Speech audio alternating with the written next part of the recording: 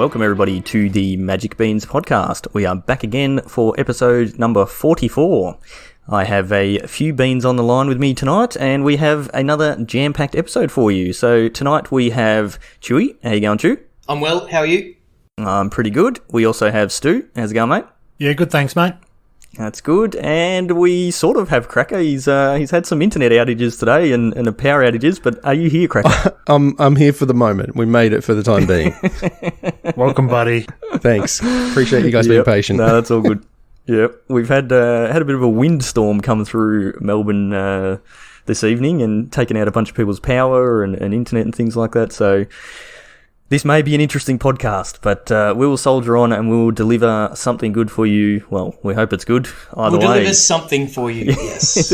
There will be something released. It may just be the intro and the outro and that's it. But we'll see how we go.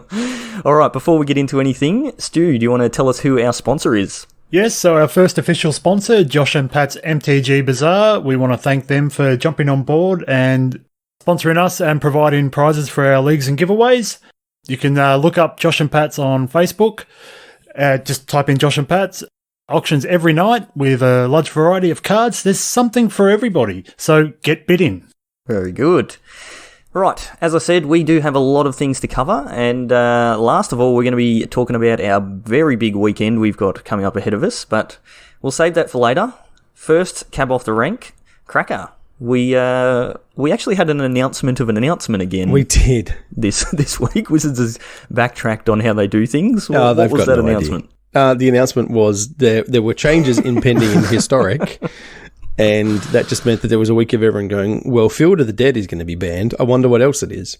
Nothing. It was just Field of the Dead. So they let us sit for a week, and it's just weird, man. They've effectively killed the format for that window, right?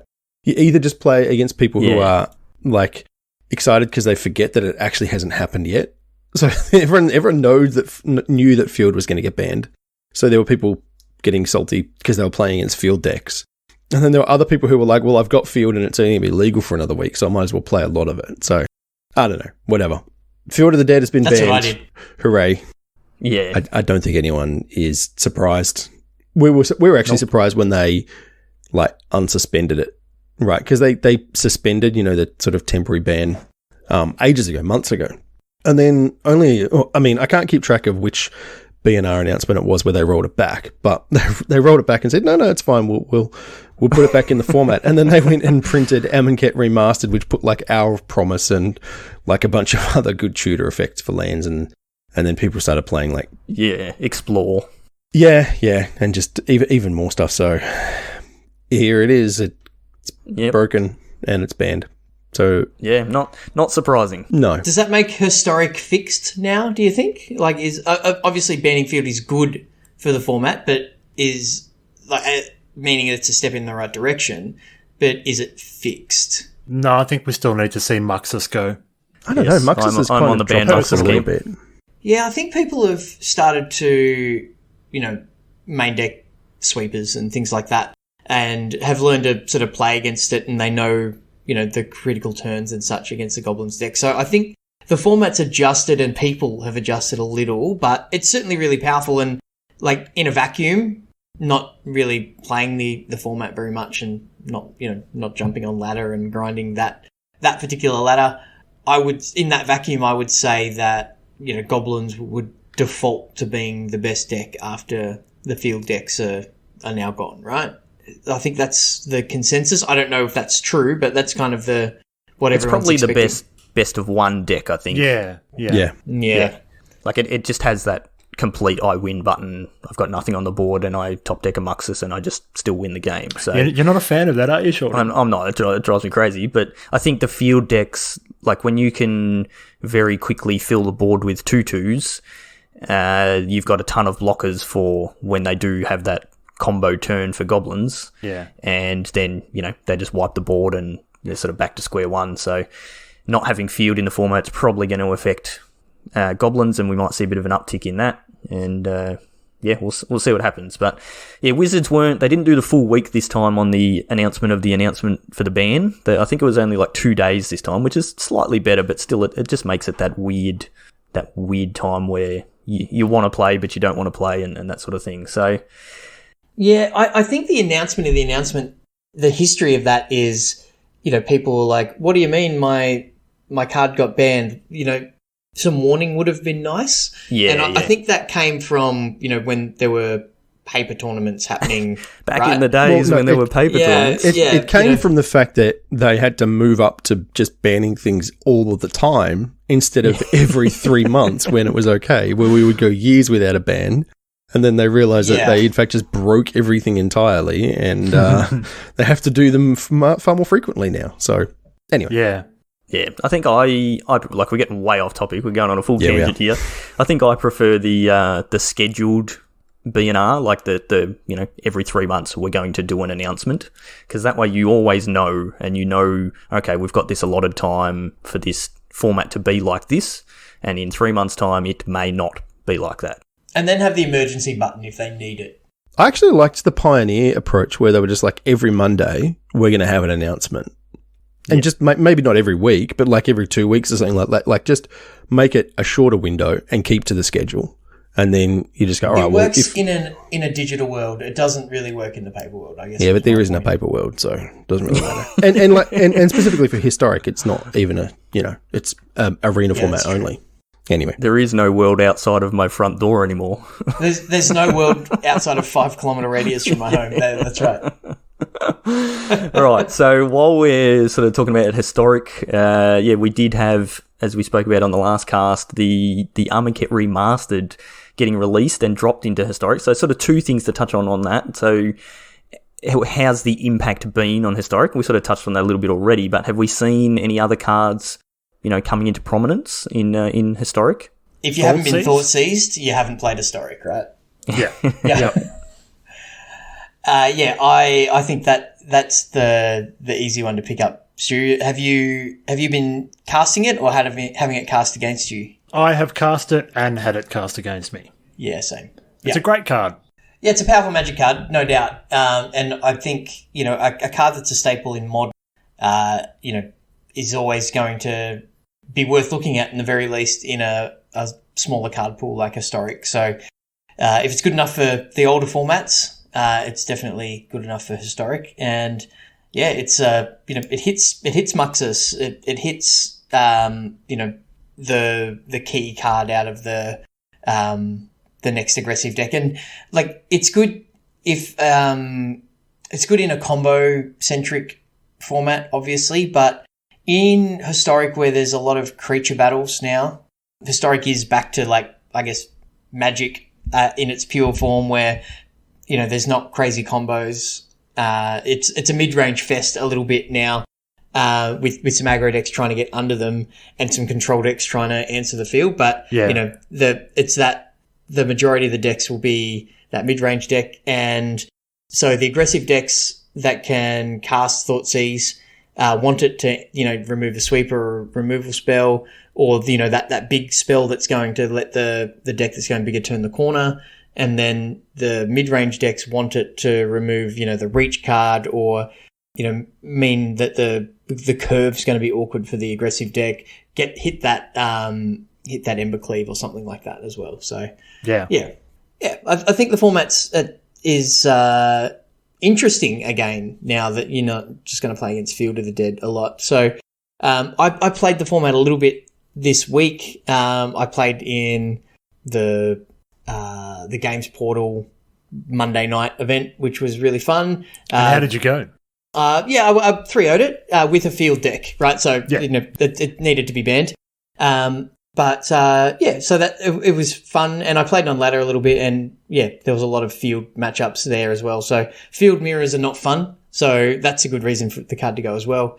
But so it's a bit of a Wild West, which means having a tournament for historic in the next coming couple of weeks is probably going to be something that's pretty fun and let people sort of test and tweak their decks a little bit. So we thought, well, look, to be honest, we were peer pressured into it by certain members of our Discord. But I thought, why not? It's a good idea. So on Saturday the 12th of September. Shorty, can we double check that dates? Because I know we've got a couple of dates wrong. Yes. With announcement. Yep, That's excellent. right. That is the correct date. Yep. So yeah, there'll be an announcement in the Discord and on Facebook in the next couple of days, and we'll talk about it on our next stream. But yeah, we'll run a one-off event.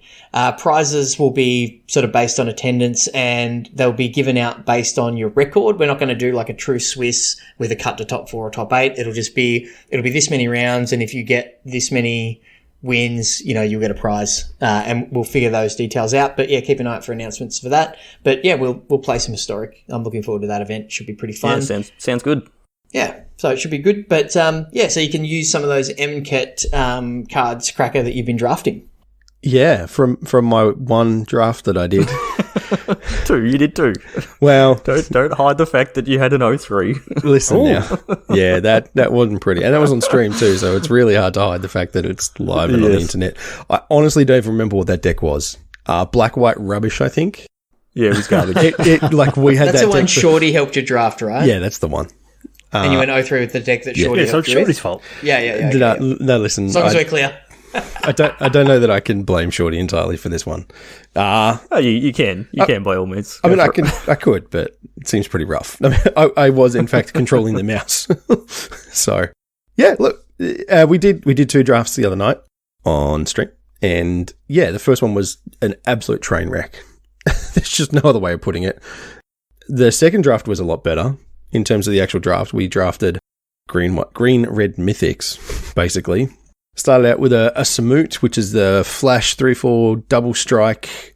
Yeah, creature. Oh, that's the guy that's got flash and haste, right? Yeah, flash and haste and double strike. Okay. Yeah, she's great. And then I got a Ronus a bit later on. I made some horrible mistakes. It turns out that Ronus can't block unless you've got another creature with power 4 or greater. And so I at one game I moved to my blockers without playing my pump spell. And so then I punted the fact that I couldn't block with my 5/5 indestructible death touch creature. And because I was laughing so hard about that fact that I'd bricked that, then I didn't play my pump spell and my 3/3 died to their 4/4 instead of it being a 5/5. So that was pretty mint.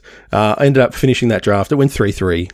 Kind of got a bit unlucky in the last couple of games, but these things happen. You draw nothing but forest when you need that second red source, and then nothing but lands when you just need any spell in the other game. So they just kind of every time. Yeah, look, it's the nature of the beast, right? But it's that turn 12 land flood. But I think what we probably need to have is an evergreen topic on reading the whole card, right? Yeah, I could do with that. Nah, listen, we've been over this before. I think we've all been guilty of that. If I'm not guilty of that once a week, I'm doing really well. So do we think this is a good way to get more cards on Arena?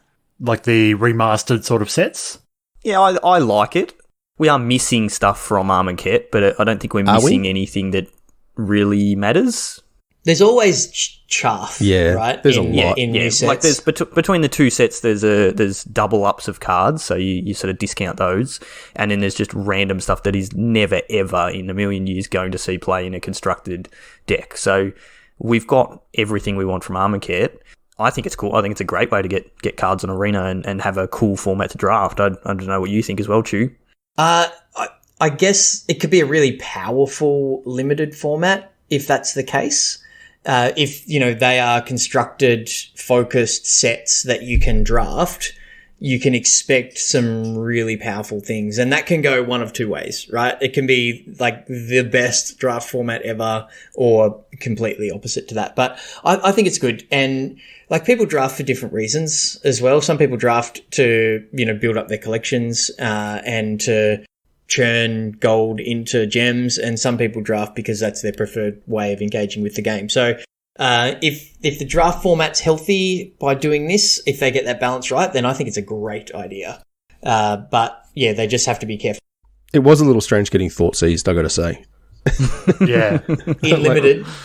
Yeah. Just you weren't drafting in law, and we. Yeah, no, I was not. The cool thing with doing it this way is that it gives people the option to draft it to get their, like, to build their collection for Historic or potentially for Pioneer down the track. So, like, if they just release, okay, we're now going to put, Ixalan, that one's already on there. I don't know, whatever. We're going to put Zendikar, Battle for Zendikar on Arena, and it's just the packs are there. You can buy the packs, but you can't do anything with them. You've just got to buy the packs. Then you have no option other than paying money just to buy packs, and that doesn't have quite the same feel on Arena as it does in paper, buying a booster box and cracking that. But having a draft format and potentially having a really good draft format means, okay, well, I can draft, I can play, and I can accumulate these cards, so I don't have to burn a million wild cards to build these decks for Historic or Pioneer. So, yeah, I think it's cool.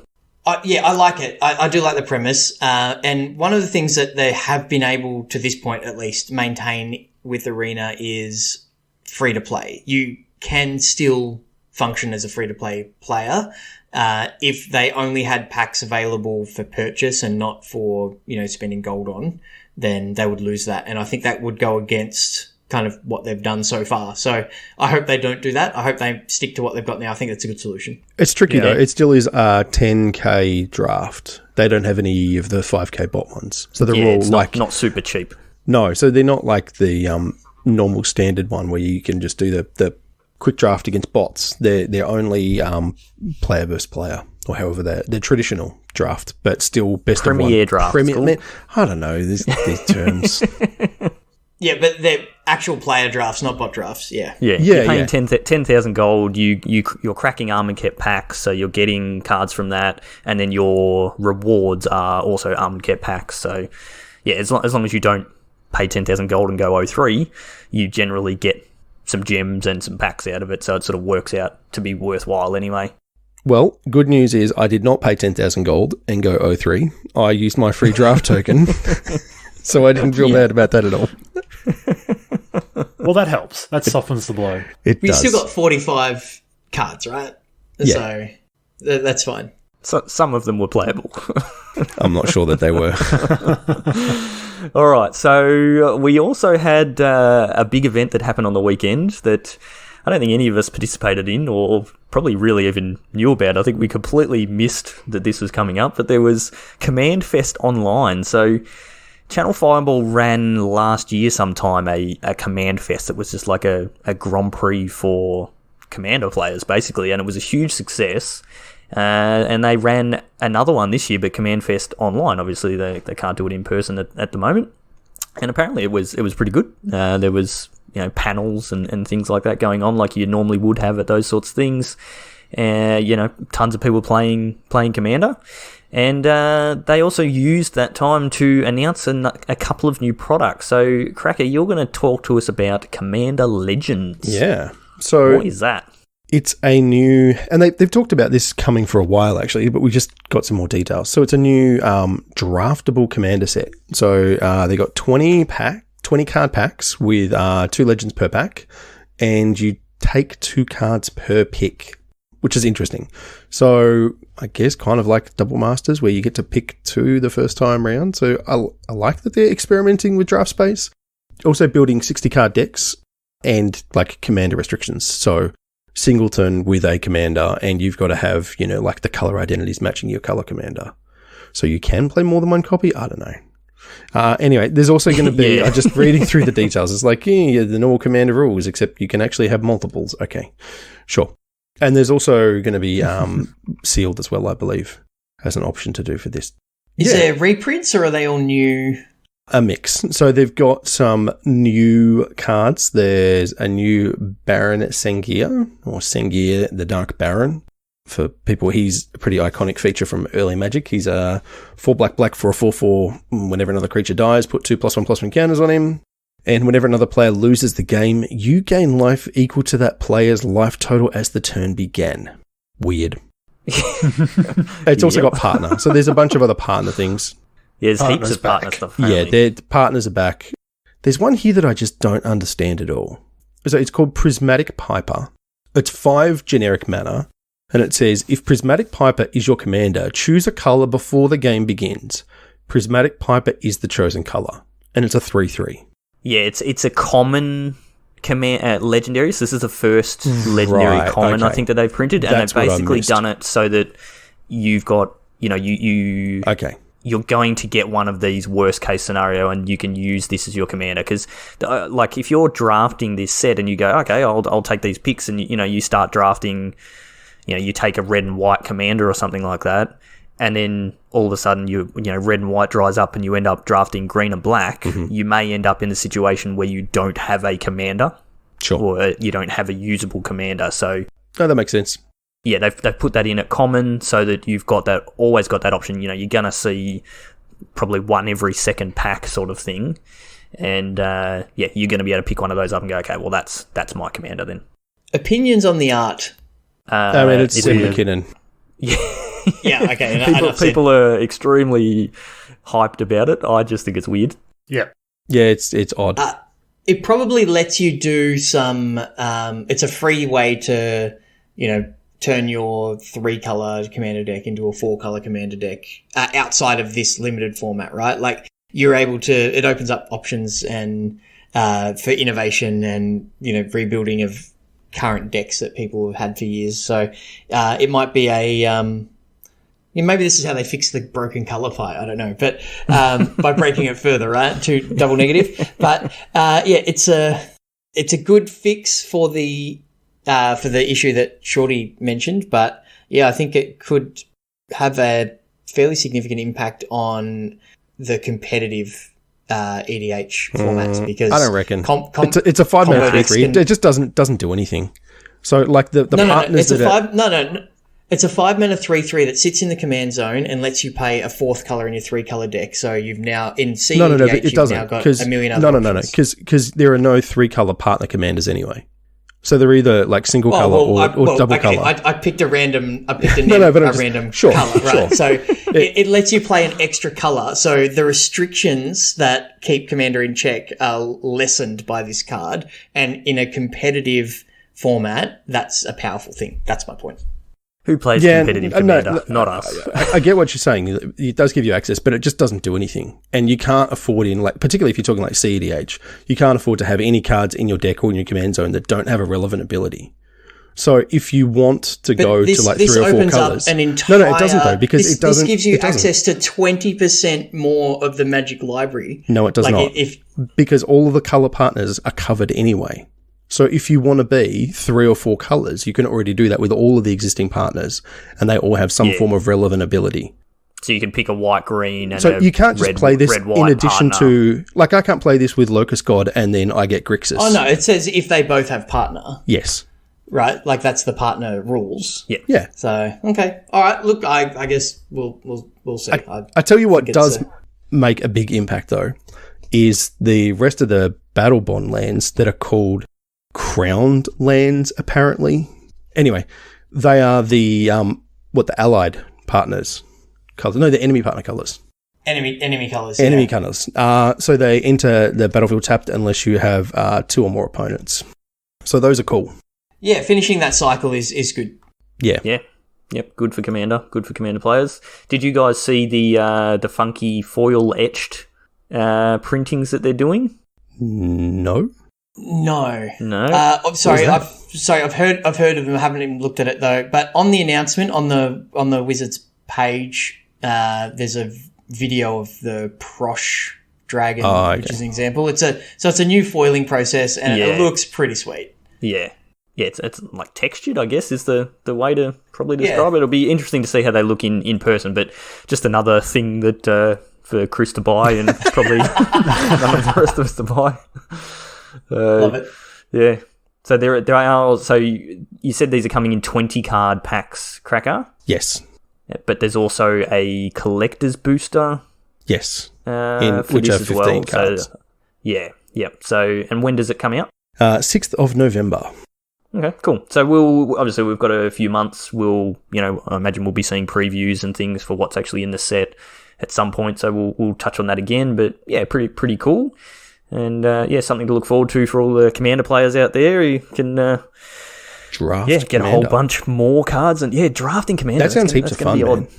Yeah, I think we might have to give that a go. That Nah, we'll still be stuck to our houses. Yeah, how do you draft? Well, actually, apparently this is coming to Magic Online. Oh, sweet. I'm not doing this on Magic Online. No, I'm not either. So we'll still be stuck in our houses. Yeah, we can We'll watch virtually Chewy pass do it on packs Magic with it. Online. Wonder if any of these cards will get added to Cube. Yeah, that's what I'm looking for. Yeah, maybe. Yeah. So there was one other set or release that was announced. Stu, do you want to talk to us about that one? Yeah, so we also had announced Commander Collection Green, which is very similar to the spell books of Chandra, Jace, and Gideon. Yep. It's a box set of 8 reprinted cards themed to one colour, in this case, green, and which covers all things big creatures and big mana. That's sort of the tagline that it's coming with. It's available from all your local game stores on the 4th of December, but there's also there's 2 versions of the Commander Collection. There's a regular non-foil and a premium foil version, which will only be available from premium WPN stores, which is an interesting take. So the first thing I think of when I think about that is, like, is this the first foil command tower that we're going to have? Yes. Yeah. I may have missed the list of cards. I'll go through them if there's any that we want to point out in particular. But it's worth rattling them off. Yeah. Yep, so we've got a Bane of Progress, which is an elemental creature. It costs 4 generic and 2 green. And when he enters the battlefield, destroy all artifacts and enchantments. Put a +1/+1 counter on Bane of Progress for each permanent destroyed this way. I have never seen this card before. No, me either, and I never want to see it get cast against any Bane of of my commander Progress decks. is gas. Yeah, Where has it come from? Like, I've never seen it, and I love it. It's quite an old card. Yeah, right. So that's cool. That's cool. And then, so there'll be a foil command tower in this premium pack. And then there is a Freya-Lise Llanowar's Fury, legendary planeswalker. Freya-Lise is a good card. Yeah, yeah. Chris's favourite card at the moment, Omnath, Locus of Mana. Chris's second favourite card, Seedborn Muse. Seedborn Muse, yep. Into Sol Ring. Everybody loves Sol Ring. Sylvan Library and a Worldly Tutor. So Worldly Tutor's quite expensive, I think. Yeah. So that's a good reprint. But what I'm thinking when I'm looking at Sol Ring, foil Sol Ring, awesome. Yeah. But the art is very green on this Sol Ring. So if we get one of these for each colour, like alternate art Sol Rings, like people will have that option to, put in their green deck, put this Sol Ring in the red deck, put the red one in, assuming that there's a an alternate art, one of these sets per colour. I think that could be quite cool. And I think it's a safe assumption to make. Yeah, like the command tower is also sort of greenish. Yeah, it's definitely on theme. Yep. I like it. The Worldly really like Tutors only had 2 printings, so it was in Mirage and 6th edition. So it's been a long time since it's been printed. So there's only one black border version of it because the 6th edition version is white bordered. So how many of those have you got, Shorty? I think I might have a couple of Worldly Tutors. Yeah, I've got. But they've been a worth number. a little bit of money. Haven't been crazy expensive, but they're definitely a highly played commander card. So it's good to see a reprint of that. I think it's they're a about good card. I think it goes $35 into my- US or something. Oh, sorry. Sorry, yeah, $35 US currently, according to Goldfish, for the black bordered Worldly Tutor. So, yeah. Yeah, so I think they actually announced prices for these, and they're pretty good. I think they're only like, I think it was like 25 or 29 or something like that US for the non-foil set, and then like 40 or something like that for the foil one. Like, they're not crazy Really? expensive. Yeah. Like when they first announced them, there was a lot of speculation that they were going to be super expensive because of the value of the cards and whatever. But apparently, I heard on another podcast that they actually like rattled off the prices, and they were pretty good prices. So if you're a commander player, you definitely want to pick these up. Especially if you play green. And I think I might be get getting yourself one. some Sweet cards. art in these two as well. Worldly Tutor, he's got Yisan the Wandering Bard. And the Sylvan Library is Raikou, or not the Twin Reflections, but one of the old mono green commanders from the Kamigawa block. Okay. Yeah, it's the life game guy. Yeah. Oh, yeah, right. I forget exactly what his name is, but yeah. So And I think it's the Seedborn Muse the art looks is it the same artist that did Song of Creation? I can see it looks similar to that, right? Same sort of style. Yeah, it could be. Yep. Looks good. They look good anyway. The art's great. Yeah, they're sweet. Yeah. But yeah, if we get, which we assume we will get one for each colour, it's going to be pretty cool to have that coloured specific cards for those decks that you play. So, if the power level of Wizards things is any indication, we might not get white. Maybe, I don't know. No. What we'll do is we'll just get Simic, right? Yeah. Just get Simic. Exactly. Oh, that's great. That's great. All right. So, speaking of new sets, there is another new set coming out, and this has come up so quickly. So, we have Zendikar Rising, which is our next release that's crazy coming into standard, and it's only like 3 weeks away. So, yes. Zendikar Rising will release on Arena on the 17th of the 9th, which I think is 3 weeks from when we're recording now, on Arena, and then in paper the following week. So, not far away at all. There has been a short movie, just like a teaser thing with someone sort of talking in the background, which we've assumed is either Nissa or Nahiri. And a couple of preview cards came out today, I believe. Yes. Yeah, we're going to start to see official previews on the 1st of September. So mid next week we'll be starting to talk about it. So by the time we record our next normal podcast, I think we'll have a lot of the set previewed, and it's gonna be pretty cool. But I thought we might have a quick chat about the 2 cards we have seen previewed. So the first one is Jace Mirror Mage, which is 1 blue for a Jace Planeswalker. It comes in with 4 loyalty, so 3 mana, 4 loyalty, pretty good to start with. And it has Kicker 2, so first time we've seen Kicker on a Planeswalker. So Kicker, if you've never played with that before, is when you cast a spell, you can pay the additional kicker cost, and it usually has another effect. So you can play this Jace for 3 mana, or you can play it for 5 mana. So if you do pay its kicker cost, it is when Jace enters a battlefield, if it was kicked, create a token that's a copy of it, except it's not legendary and its starting loyalty is 1. It has a +1 ability to scry 2, and then it has a 0 ability to draw a card and reveal it. Remove a number of loyalty counters equal to that card's converted mana cost from Jace Mirror Mage. So, interesting concept. I haven't seen any rulings. I don't know if you guys have. Like, if you drop this just on its own and you reveal a 5 converted mana cost card, does it just die? Is that how it works? Like, you can still draw that card? It's like Bob. Yep. Right? Would be the way I would imagine it. Yeah, but if you can't remove all of those counters, can you go into negatives, I guess? That'll be a common question. Yeah, I would assume that it's just like damage. Like if it says draw a card and reveal it, full stop. So that action happens, and then remove a number. So you draw the card no matter what. Yeah. So you draw the card. Yeah. Okay. And then if the damage is equal or more than the number of loyalty counters, then the Jace would die. Yeah. It's not an additional cost. No. So if you've got a 5-powered creature and I block it with a 2-powered creature, and even though your creature doesn't have trample, like that damage just goes nowhere, but it still kills my creature. So yeah, same sort of thing. You would be removing 5 loyalty counters from there. There aren't 5 loyalty counters, so it just dies. So yep, I'm assuming you probably, if you're playing this on 3, unless you've already seen the top card of your library from like a scry land or something like that, you're probably just going to plus it and scry 2. Maybe set up for the next turn when you can 0 it.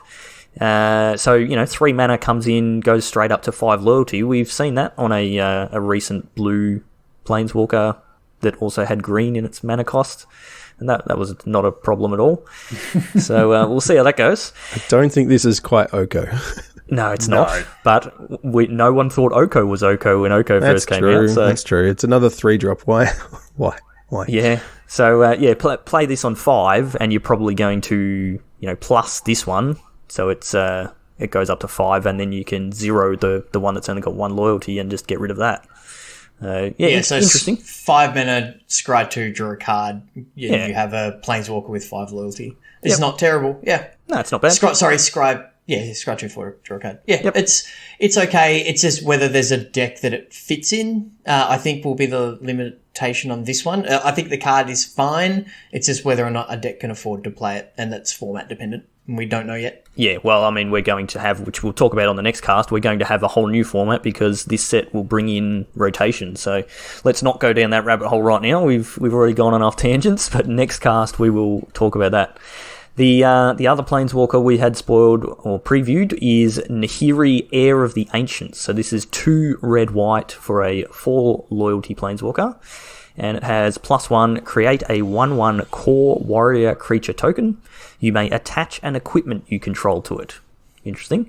-2, look at the top 6 cards of your library. You may reveal a warrior or equipment card from among them, put it into your hand, put the rest on the bottom of your library. And -3, Nahiri deals damage to target creature or planeswalker equal to twice the number of equipment you control. I don't know what to make of this card. What are we doing with this? I feel like Chewy's got a deck for it in Commander. Yeah, it'll slot straight into Aurelia. That's fine. That's a given. But as far as effects on like standard or historic, I don't think, unless there's a lot of really good equipment in. Yeah, that's my thought. In this set, yeah. So maybe not this set, but maybe the next set, if there's equipment in that as well, we might get that sort of critical mass and this card becomes relevant.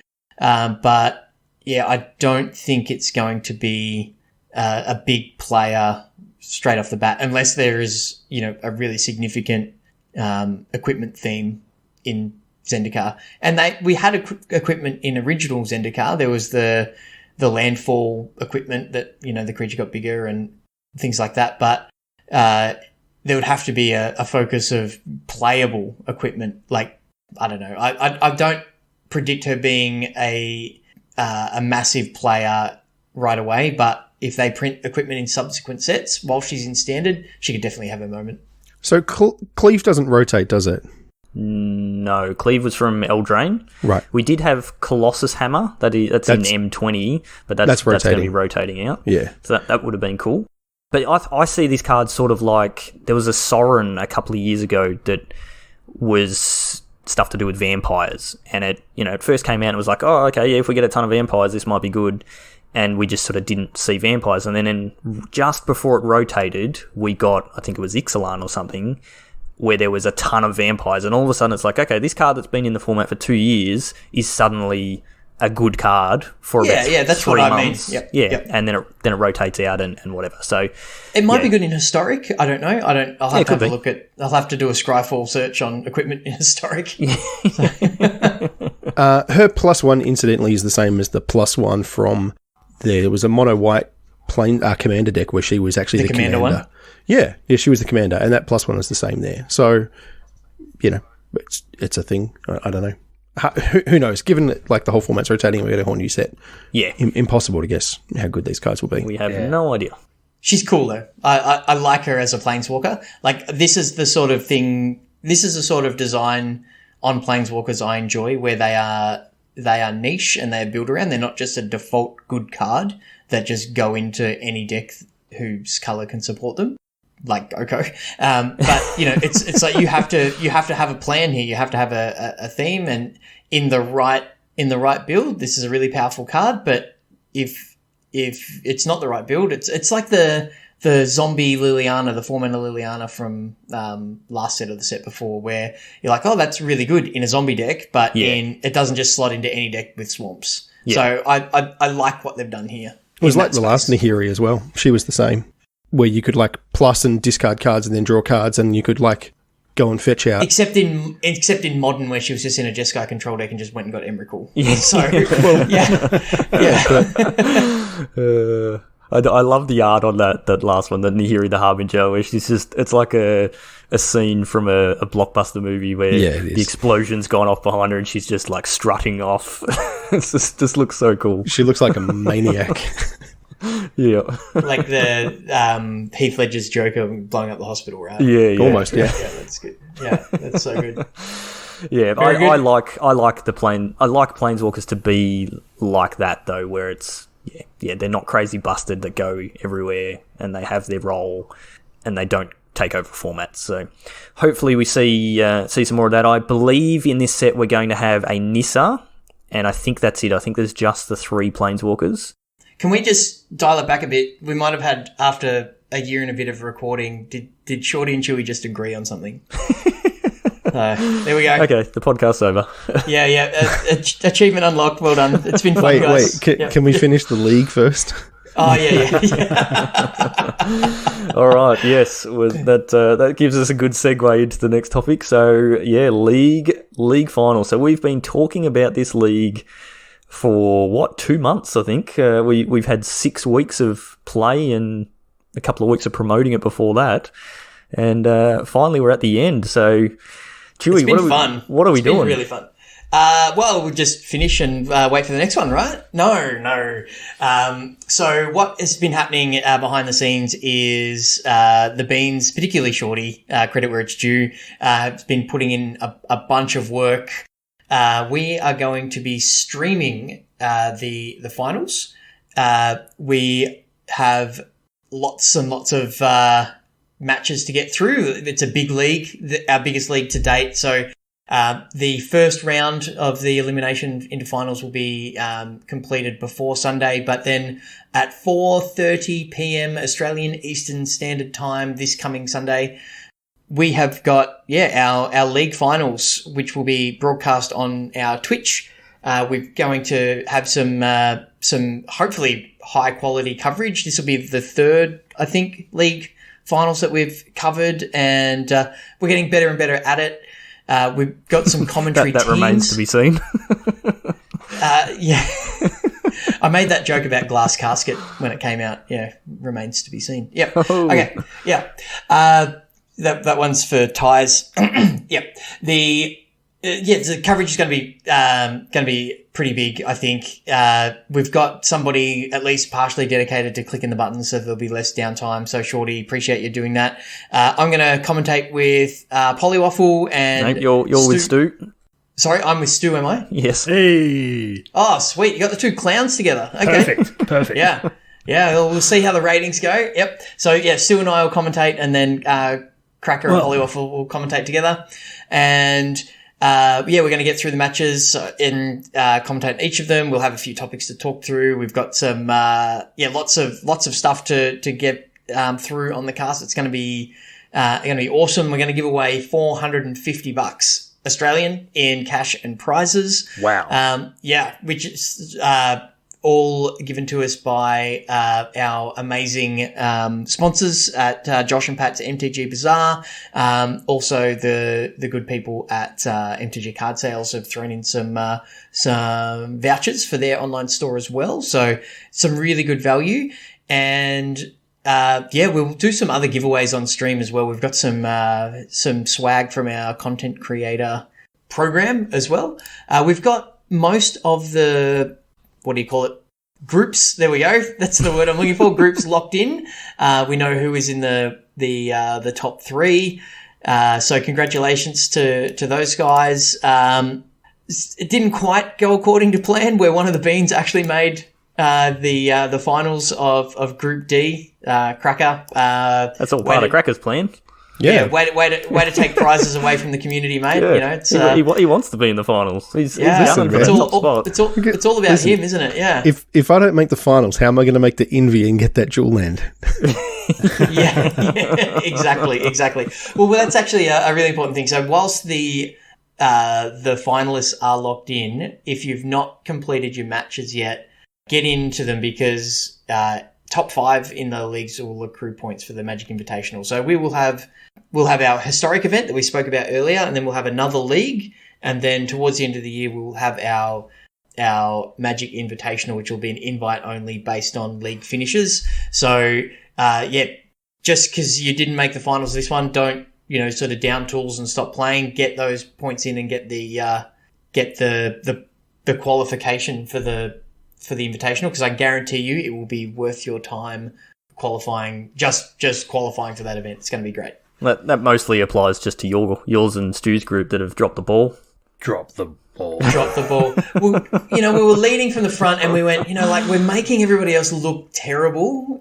So we did the gentlemanly thing, the gracious thing. and let everybody else catch up and overtake you. Yeah. We just sort of, that classic video where there's the marathon and like the guy does a hammy with 100 meters to go and the other guy goes back to get him. That's what Group C did to all the other groups. Right? Yeah. No, mate, it's called the Tale of the Hare and the Tortoise. And it's basically you guys went off like a rocket and then decided to have a nap.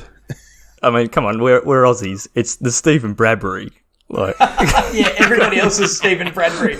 Exactly. For those who don't know Stephen Bradbury, just look him up. Yeah, it's legend. It's the most Australian thing ever. So it's really, really good. So, so congrats to everybody who did that. And even if you haven't won a game yet, in that it's still worth playing because you might continue to lose and you'll get some prizes for that too, Shorty. Yeah. I thought it'd be a good idea to just shout out in Group A the top place in Group A, Wanga Sith, who's gone undefeated, 11-0. Did get a few freebies from. Unfortunately, we had a few people from Group A that did drop out. So the public don't know that. Come on. It's still going 11-0. And even for Tom D to go 10-1 is also pretty great as well. So, and then, good old Child Rebel Walker, who's kind of a stalwart, a staple of our leagues, sneaking in with an 8-3 finish. Yanray in Group B, barnstorming run after the wooden spoon in the previous league to top the Group B. Yeah, well done, Yanray. Yeah, good job. Followed by the Wandering Bard, and then our reigning champ. That's the word I'm looking for. Benny R taking up third. Group C, Doc Hemsey doing Doc Hemsey things, and actually that Hemsey's the reason that Group C didn't play all their matches because Hemsey was dragging the chain and he went to the snow for a week. So yeah, how dare he? Yeah, exactly. Yeah, we're all here isolating. Hang on, exactly. How did he leave his house? Because he doesn't live in Victoria. Yeah. He's in New South Wales. And Pijor, who is a newcomer. I think it's the first league Pijor's played in, I believe. Yeah. Yep. Locking in second place in front of our sponsor, Pat from Josh and Pat's MTG Bazaar, just trying to get some return on his investment there, Pat. Yeah, and you got to shout out Plunksy. Poor Plunksy. So we have in Group B, Group C, sorry. So yeah, currently Hemsey's on top 9-0 and no one can touch him. But we then have Pijor, Pat, and Plunksy all on 8-3 records, which is a stellar record. Like that's really good. And unfortunately, Plunksy's been the one that's been hit with the breaker's stick and has ended up in 4th place. So shout out to you, Plunksy. Well done on your good effort, but. You just missed out. It just goes to show that's just proof that the player quality in Group C is just far above and beyond that of the other groups. So unfortunately, Plunksy, you're cursed with being brilliant. I'm sorry, mate.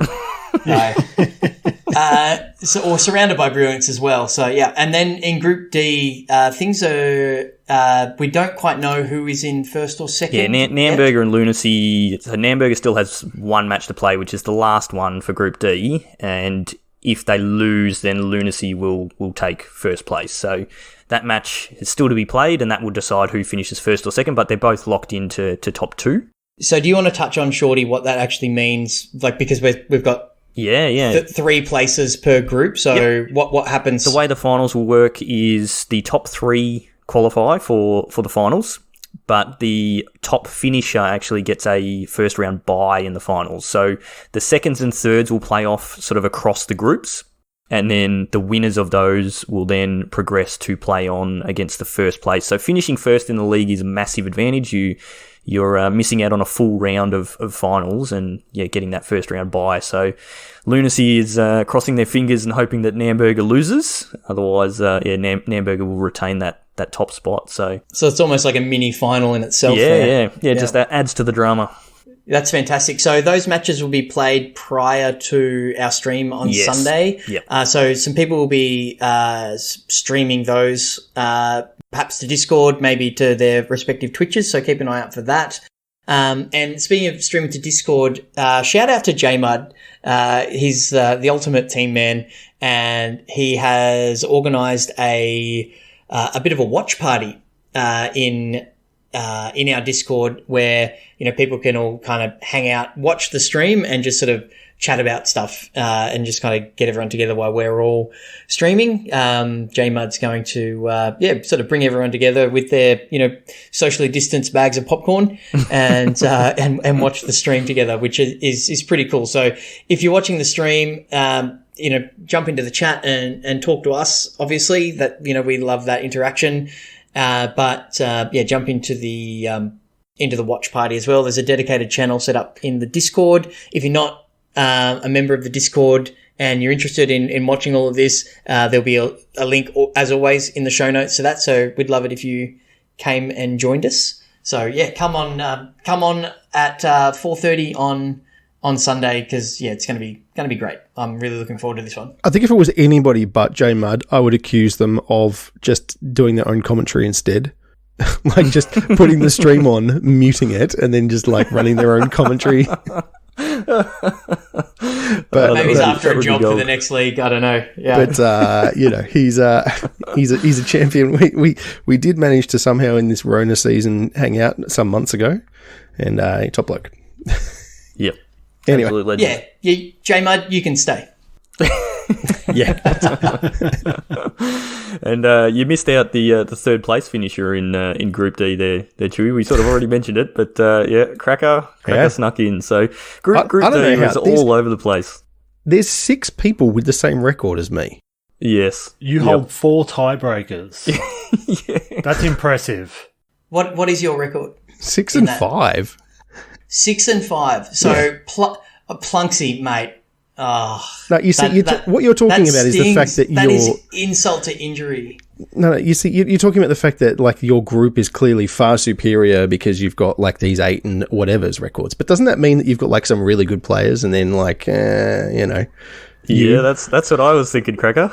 But you see, if you look at our group, but how can it then a decidedly average player sneak into third in Group D though? I don't know.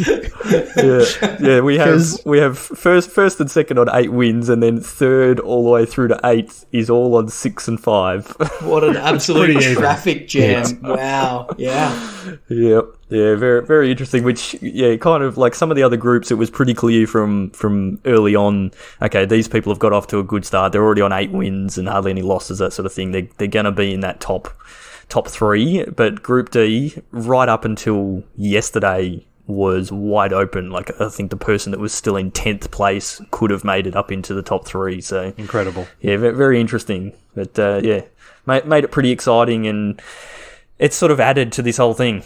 Yeah, added to the fun of it, right? It's been really a lot of fun. Yeah, and that just like having the rivalry between the groups and things like that's been pretty cool as well. So yeah, we will say it no doubt on the stream on the weekend that we appreciate everybody who's joined us, and we thank you for the support that you show us. But yeah, it really is far beyond what we thought we ever would get from running these sorts of things, and the fact that people are getting into it as much as we are is even better. So.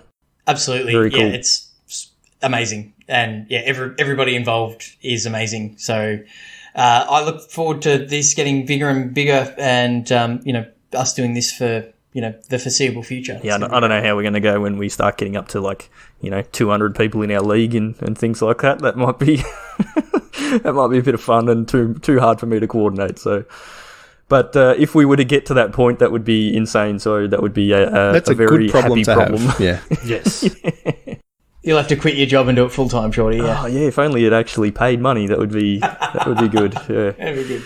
Yep. All right, I think that's probably going to do us for tonight. We've rambled on for long enough, and yeah, we got through all the topics we wanted, and we have plenty of talking to do on Sunday. So yeah, make sure you're coming and joining us for that stream, because it's going to be great, and there will be giveaways, as Chewy said. We'll figure out exactly what we're going to give away, but there will be stuff to give away on Sunday. So make sure you're following us on Twitch and on Twitter, so you get those notifications when we're going live. Just search for us on those places, Magic Beans Cast, and you'll find us there. Same with YouTube, Facebook, all that sort of thing. Anywhere you look, search for Magic Beans Cast, and you'll find us there. If you want to get in on our next league, as Chewy mentioned, we will have another league starting middle of September. I think around about the 20th of September, the next league will kick off. We'll be opening registration for that pretty soon, and that will run through to the end of October. We'll post all the links and details for all that sort of stuff, but the best way to get in on that is jumping in our Discord, which, as you've heard us talk about a million times, it's a really cool community, and we would really love to have you in there. So check the show notes or check on our Twitter or Facebook and you'll find the link for our Discord. We do have a merch store if you want to show some support and, buy millions and millions of dollars of merch so I can quit my job and do this full time. That would be fantastic. Then, go and find our merch store. The link again is in our show notes, and you can buy yourself some sweet hoodies and t-shirts and things like that.